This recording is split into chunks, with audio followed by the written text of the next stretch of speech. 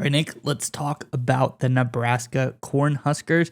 This is a team on the up and up. Matt Rule has this program swinging in the right direction, and we all know his recruiting mastery has been something that people have been talking about. We remember back in the season, the funny stories, the cool stories of him taking the big old Mack semi truck, parking it outside of a recruit's high school, try to get him to come to Nebraska. Matt Rule is very creative and has a lot of good recruiting prowess. I think that is on display today, this weekend, when Dylan Raiola, the former number 2 overall recruit who's committed to Georgia, has decided to come visit Nebraska. Some really interesting ties with Raiola to Nebraska as well. Let's read the article and talk about it on the other side. This is from Bleacher Report. It says 5-star quarterback and Georgia verbal commit Dylan Raiola, who made 24/7 Sports number 2 overall recruit in the 2024 class, will be making an official visit to Nebraska. Steve Wiltfong of 24/7 Sports reported the news on Tuesday. Buzz has picked up for the Huskers tremendously late in the process for the 6'4", 220-pound Raiola, who's been a verbal to Georgia since May 15th, wrote Wiltfong, who added that he liked how the way that it was trending for Nebraska. Raiola has strong ties there thanks to his father, former Cornhusker offensive lineman and 14-year NFL vet Dominic Raiola, a 2000 consensus All-American who his number 54 jersey is retired at Nebraska, and his uncle, current Nebraska offensive line coach, is Donovan Raiola. So a lot of family ties there, a lot of heritage, a lot of pride in that school. I'm sure Raiola grew up watching the Cornhuskers as well. So I think this is really interesting that all of a sudden Georgia doesn't make it to the college football playoff. They're on a little bit of a decline, but after winning back-to-back national championships, that's not saying much. Anything short of making the playoff would be a little bit of a decline. So I'm not going to discount Georgia's success, but I think the foundation's cracking a little bit. I think Raiola is saying, hey, maybe I go back, go to the family heritage. Nebraska's in our blood. I think this is a really interesting move. I think Matt Rule is at the bottom of this, really making some strong moves to pull in a tight quarterback. But Nick, I want to hear your thoughts on this. But, Nebraska fans, Cornhusker fans, what do you think about the potential for Raiola to come back to his dad's old stomping grounds in Nebraska?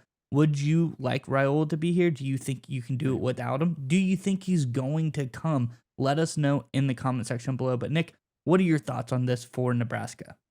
So we talk about on this channel all the time how big time college football has now mirrored the professional game, the NFL game, how it's become much more business oriented, the structure of how teams are managed, made, and operated on a day-to-day level, from the coaching staff to the play calling to the recruiting to the transfer portal to hiring assistants to hiring head coaches, all the NIL collectives, all of that. The game is much, much closer to the NFL game. It's very, very close. I'd say it's 95% of the way there.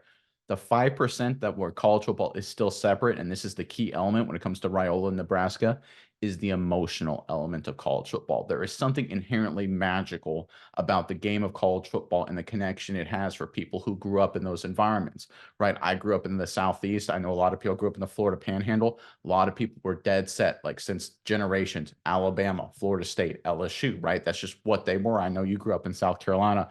The Clemson and South Carolina thing, I mean, that's ingrained in your blood. There are people that you will never rip that from their soul. It's part of their fabric of being. And that is the element of college football that separates it from the professional game. Professionally, you can make an argument that Raiola would be better served going to Georgia. It is right now a better performing program. No insult to Nebraska. That's just obvious, obviously. But when in terms of the emotional element, Nebraska wins. And I think that plays a huge role in the recruiting department. I really think it does. And Matt Rule will, you better believe, will be playing that up. But he's also kind of setting the stage in the recruiting class for Raiola. Because if you look at 24/7 Sports right now, the 2024 commits for the Nebraska Cornhuskers, you only have one quarterback, a 3-star guy, local guy. Again, probably going to be a backup, kind of a fail safe in case they can't get another quarterback. But they've got 6 offensive line commits and 6 receiver commits. To me, that tells me that they're ready to set up everything around Raiola. They're trying to build the team around Dominic Raiola. And one more data point for you: Ohio State transferring quarterback Kyle McCord was interested in Nebraska reportedly, but he decided to move on from the Huskers.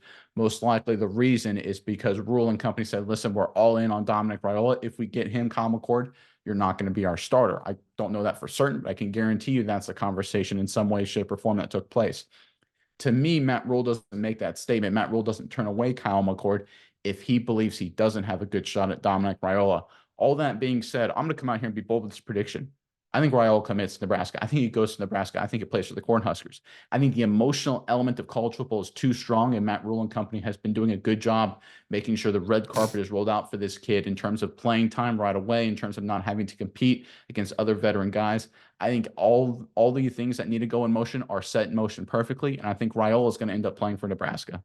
Yeah, Nick, I agree with you. I think this is a really good situation for Iowa coming into this school. And I also think Nebraska, things are coming at the end of the year. They played a lot of teams close. The defense is looking like it's good. The Iowa game at the end of the season, real close, 13-10. I think just having a good quarterback could set this team over the edge, and you could plate it up that way as well. Like, listen, other outside of Michigan, like that was obviously a horrible loss for Nebraska, but Michigan, a tough school, and that is, just inevitable. Nebraska's had a lot of really tight games, 3-point, score games. I think a guy like Dylan Raiola can be enticed, like, hey, they need me here.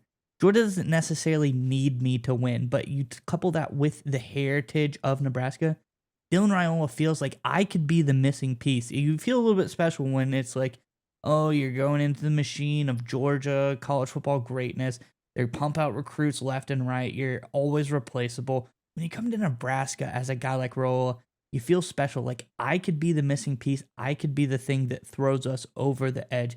That's also got to be enticing for a young kid to want to have like fame, fortune, notoriety, infamy at a school that's very near and dear to his heart. I think that could also be an enticing factor for him as well. So there's a lot good riding for Nebraska.